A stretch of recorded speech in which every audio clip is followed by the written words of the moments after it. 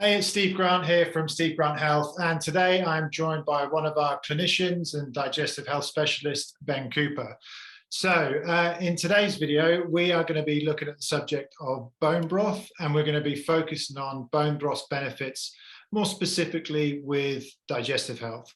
So bone broth's been used for thousands of years in lots of different traditional cultures, and it's probably really in the last sort of 10, 20, 30 years that some of the research is starting to come through in terms of some of the ingredients that you find in bone broth and how that can be a benefit. There's certainly some uses with bone broth and the ingredients in bone broth for a variety of different areas of health, such as skin health, cardiovascular health, joints and bones, that sort of thing. But our focus today is going to be probably on the area that we feel has the biggest benefit, which is on digestive health. So, Ben, do you want to kind of introduce yourself a little bit? And I know you've had a bit of a personal kind of journey with bone broth as well. So, do you want to tell us a bit more about that? Yeah, absolutely. Yeah, I mean, if I go back to, this is probably 10 years ago now, when I was first getting interested in gut health and my own gut health as well. Wasn't great at that stage. I'd been working on cruise ships for a year, lecturing and also working with clients. And the life on cruise ships is probably not the healthiest life. So it's very stressful. The food's not great. So I came back, and when I was started working in London, I noticed my gut health was not as optimal as I'd like it to be. And I was also on my journey kind of learning about all this stuff myself and going to courses and working with people from the Czech Institute and those sorts of things. And there was a lot of talk about gut health, but also bone broth as being one of the key things that you should try to kind of healing your gut up. And as I started to learn about, the mechanisms of what it can help and why it's useful, I started to use it in my own health, and it was incredible. I committed to it quite firmly, so I was making bone broth every day, and I probably had it every day for 6 months, I would say. So I would make a big batch at the weekend, and then I would keep it in the fridge. And I would just ladle some into a pan in the morning, heat it up, and then I'd take that in a flask to work, and I'd have it like as a hot drink on the way to work in the morning, as like a pre-breakfast type drink, which will lead me on in a minute to one of the benefits of it that you can use it for. And I think I don't have evidence of it, except for my gut health obviously improved and got better. But it's probably one of the main things I did that actually improved it. I think that consistency over 6 months, doing that every day, had a massive effect, for sure. And what do you think are some of the kind of key nutrients then that are within bone broth that really support digestive health? So obviously, when you're making bone broth, I would use three or four carcasses, so chicken carcasses, or you can use beef bones as well, or other types of bones. But if we stick to chicken, because it's probably most people are going to be open to that. The chicken carcasses has obviously the bones, but also the cartilage. It has the connective tissue within the joints, and that has bags of nutrients within it that when you cook it down, extracts that from the chicken and then into the surrounding kind of liquids. The three kind of key nutrients I talk about with my clients is collagen, L-glutamine, and glycine. And those three, collagen being the most abundant protein in the body. I imagine there's a few different types of collagen within, because there's many different types of collagen, but within the carcasses, there's probably many types that you'll get from that. The glycine is very healing for the cells in the gut, and they love to feed off of that. It's also got other benefits in terms of cardiovascular health as well. And the L-glutamine is a supplement that you can get, and you'll read a lot about online in terms of helping with leaky gut. So when the kind of cells in the gut become a bit more open, L-glutamine helps to really tighten those junctions up, and that's part of what bone broth is used for, certainly that I use it for in clinic. And then obviously when you're making the broth, you also have things like carrots, and you add other things in there which also have benefits, and there's amino acids as well in there as well. So there's a lot of, but those are probably the main three that have been researched the most in terms of helping lots of different conditions within the gut. Yeah, I would say. Yeah, because I think some people will sort of just go off and buy like a collagen-based supplement or something like that, and I think that probably one you miss out on a lot of the nutrients that you would find in a bone broth naturally. So a lot of the sort of minerals that you would find within a bone broth, you're not going to see present in like a sort of powdered collagen-based supplement. And then the amino acid profile is probably slightly different as well than what you would normally be able to get as well. So I think there's certainly, it's, although like you say, I think there's a level of making it part of your routine, making it part of a ritual that is important.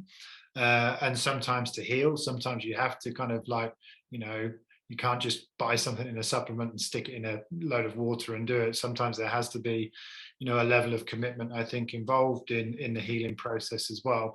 And I think bone broth is a really good example of that. It's, it's a whole food like sort of formula in a sense that you're not going to find in one single supplement, and it's certainly not going to be act in the same way when you do consume, say, a collagen-based supplement versus a bone broth instead. So do you have any kind of like, I guess, practical tips, practical ways in which you can incorporate bone broth? You touched on it a bit there, like at the start, where you said about like making it as a hot drink and then kind of having it through the day. What ways do you get clients to incorporate bone broth into their daily routine? If I recommend it to a client, I give them a recipe first of all, which is very simple, but I think it helps to see it, and the length of time you have to cook it for, that sort of thing. I generally have a big kind of stock pot, or I use a slow cooker, and the slow cooker is probably easier for people to use because you can just leave it. And I would put in 3 or 4 carcasses in a slow cooker, depending how big it is. We've got a huge one. You can put about 4 or 5 in there, and then you can put onions, carrots, celery. You can put apple cider vinegar as well. People put that helps kind of break down the connective tissue a bit more. Also gives a bit of a different flavor. Few herbs if you want, so you can put in bay leaf or whatever you kind of fancy, thyme, salt and pepper. And then I would cook it down for at least 6 to 8 hours probably. Reason being, if you were to do it for 2 or 3, you'd probably have a nice stock, which would be good for like, flavoring stuff in it and using for soups, but it's not quite as rich as when you cook it for 6 to 8 hours, when you're actually breaking down the connective tissue, the collagen, the cartilage, sorry, between the bones and the joints in the carcass. And that then releases all the nutrients that we talked about before, the glycine, the L-glutamine, and the collagen into the stock. Then comes the messy bit, is when you have to strain it out. So I strain it out into a big glass bowl through a sieve, and then you kind of get rid of all the stuff that's left, and you should have a really like rich golden kind of broth there that you can either portion up and put into little 500 ml Tupperware, put in the freezer, or what I did when I was doing it every day, I had a big glass bowl that I kept in the fridge, and I would then ladle that every morning into a little pan, heat it up, whack it in a thermos, and then I'm gone. So even if you're in a rush in the morning, you can do it pretty quick. And like I was seeing clients at 7 in the morning, so I had to get out of the door straight away. And to touch on some of the things, one of the things that I've used it for, and the reason I had it pre-breakfast is because with the amino acids within the chicken broth, and again, I don't know if there's too much research on this, but it makes sense when you look at how the hydrochloric acid is produced within the gut, that it's supposed to stimulate that hydrochloric acid release pre-meal. So if you have it, another thing I get certain clients to do is have it pre-meal, so that it will stimulate that hydrochloric acid, so that when you eat your meal, your hydrochloric acid is nice and high, ready to help digest the meal. And that's kind of an upper, esophageal and stomach advantage of having the broth. And then a lot of the other benefits are kind of lower down into the intestines as well. Yeah, because I think there's a little bit of research on, I think glycine's involved in the stimulation of hydrochloric acid, but also involved in the production of bile acids as well. So there's a way in which glycine can support the production of these bile acids that help you emulsify fats. You can emulsify fats better, than you can often absorb nutrients and fat soluble vitamins and that sort of thing better as well at the same time. So yeah, I think there's that I think, like you say, with bone broth, I don't think there is a lot of like kind of research specifically on bone broth, probably because there's not that many people that are going to benefit from doing research on bone broth. Yeah. But there is good research on the function of the nutrients that bone broth is very rich in. So like the ones that you mentioned, collagen, glutamine, glycine, I mean, some of the other nutrients like proline, and there's various minerals and that sort of thing in there as well. So I think that's the key thing to sort of focus on here, is that there is research on kind of these nutrients that are rich within bone broth, but in terms of actual kind of like levels of research on bone broth itself, we're probably not going to see huge amounts of research on that instead. Okay, cool. Is there anything else you want to add to that, Ben? Well, just touch on some of the like when I would look to recommend it. So when we do gut tests on our clients with IBS, or they're suffering with different digestive issues, one of the markers on there is zonulin and zonulin permeability. Zonulin controls, again, these tight junctions. It kind of opens them up and allows things to come through from the digestive system into the bloodstream. And when that's elevated, and it can be elevated for different reasons, gluten can elevate zonulin, stress as well, or dysbiosis, so a gut dysbiosis where the bacterial levels are out of balance, and that can all stimulate zonulin. But chicken broth, again, with the ingredients that are in there, the glycine, the glutamine, the collagen that we've mentioned, will help to reduce that down, calm inflammation down as well, and just help tighten those junctions up, which, again, intestinal permeability, we haven't got like the time today to go deeply into the kind of conditions that can affect, but like autoimmune conditions, depression, joint issues like rheumatoid arthritis, all of these things have been associated with, and there's a lot of research on that have been associated with leaky gut or intestinal permeability. So not saying that obviously chicken broth can cure all those things, but when you look at just tightening that up and getting to calm that all down, that is going to in the long term help to kind of reduce a lot of the likelihood of those things happening. I would have thought. Yeah, I guess kind of like modern lifestyles these days are such where the stress on the gut barrier and the integrity of the gut barrier is so high. You've got so many things that are potentially driving intestinal permeability, whether it's kind of imbalances of bacteria, infections, whether it's kind of certain food sensitivities or allergies, someone's got stress, alcohol, there's so many things now that drive that. I guess it's good to have something in your arsenal that basically helps to counter the fact that there's so many things that are kind of almost trying to make the gut permeable as well. And I think, like you say, there's so much research now linking the gut with so many other areas of dysfunction, and particularly there's a lot of research on that area of intestinal permeability driving kind of other autoimmune, immune, inflammatory sort of conditions throughout the body. I think there's, from what I remember, there's some specific research showing how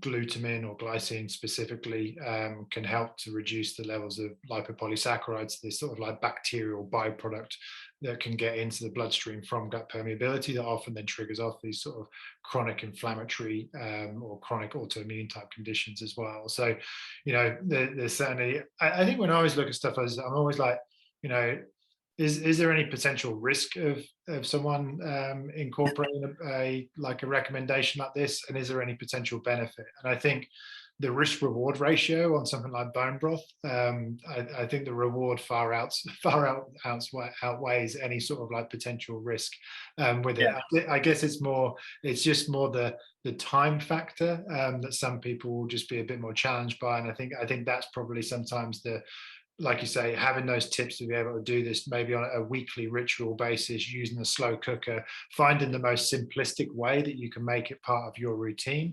And then I guess, like you said, using then that to either have it as a drink, to use it as a base for soups and stock like stews and various things like that. So you can just have these really enjoyable meals. And you've got this base ingredient that's really, really healthy for lots of different meals that you can make throughout the day as well. So, yeah, it makes a lot of sense to me. And yeah, there's just to add on that, if because obviously one of the cons is that it takes a long time to do it. If you've got a slow cooker, it's has less of an impact over your life because you can just leave and go out still with it on. Don't want to do that. There are a few good companies now that do ready-made bone broth. I don't know if they'll be as good as if you did it at home. It's like anything, you can have full control over the quality of what you get. But Borough Market have a website, and they do Borough bone broths. So they do their own packet ones, and they do low FODMAP ones as well. And then there's, I think it's Ossa. Ossa organic. They've got an organic bone broth as well, so they do, and they're more expensive, but they're in ready-made packets, so you can buy them. And I usually advise clients get some of them anyway to have in the freezer as like an emergency if you run out of your own one or you're away for the weekend or whatever, because then at least you've got some there where you can make soups, you can make curries, you can make broth soups and stuff, and just get it into your weekly diet, where it's going to be, like you said, doing huge amounts of benefit without any kind of downside.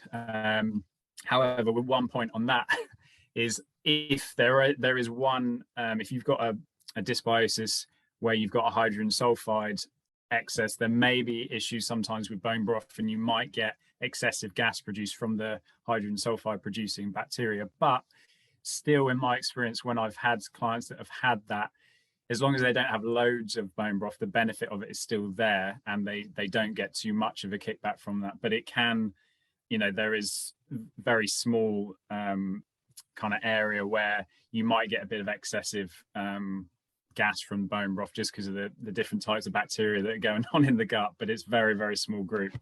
Yeah, I guess with anything with that, especially when you're working with clients that have got kind of disrupted gut microbiomes and sort of chronic digestive symptoms, is kind of anything that you introduce in, you have to introduce in kind of gradually and sort of see how someone tolerates it. And even if someone has a little bit of a reaction initially, sometimes you have to kind of gauge whether, okay, is this something that we need to avoid, or is there just a tolerance threshold that we have to try and improve with this, that the benefits will outweigh the risks? But we just have to, the saying that I'll use with clients is start low, go slow.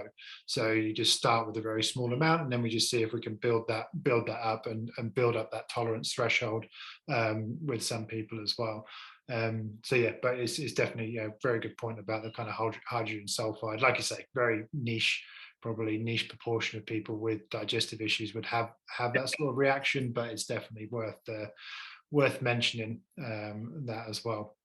Cool. I think we've covered quite a few things. Bone broth there. Anything else you want to add, Ben? Does that cover it for you? Yeah, I could talk all day about bone broth for some reason. I love it, but yeah, that's good. I hope that's helpful to everyone. And yeah, I certainly, I still use it every week with people in clinic when it's necessary.